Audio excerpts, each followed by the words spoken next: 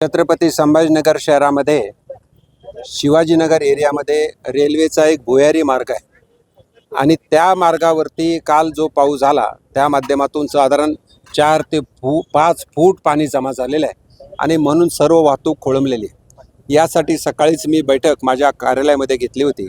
त्यामध्ये रेल्वेच्या माध्यमातून जे ड्रेनेज काढलेलं आहे त्याच्यामध्ये जिथं मॅनहोल किंवा मोठा ड्रेनेजचा खड्डा होता त्या ठिकाणी सर्व ढासळलेलं आहे आणि त्याचबरोबर PWDच्या माध्यमातून जे स्टॉर्म वॉटर ड्रेनेज झालं पाहिजे होतं त्याचं काम अपूर्ण आहे आणि ते अपूर्ण असल्यामुळे स्टॉर्म वॉटरचं पाणी रेल्वेच्या ड्रेनेजमध्ये जमा झालं आणि तिथं सुद्धा तो खड्डा बुजल्यामुळे किंवा मॅनहोल बुजल्यामुळे हा सगळा प्रॉब्लेम झालेला आहे। एकंदरीत कामं थोडी ज्या स्पीडनं पाहिजे होती ती झालेली नाहीत, कारण याच भागातून एक इलेक्ट्रिकल केबल जाते।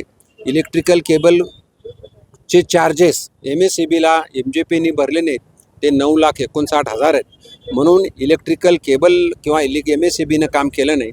आता MSEBचं काम करण्यासाठी आम्ही सांगितलेलं आहे आणि त्याचबरोबर MSEB नंतर PWD काम करेल, MJP काम करेल आणि मग हा प्रॉब्लेम सुटेल।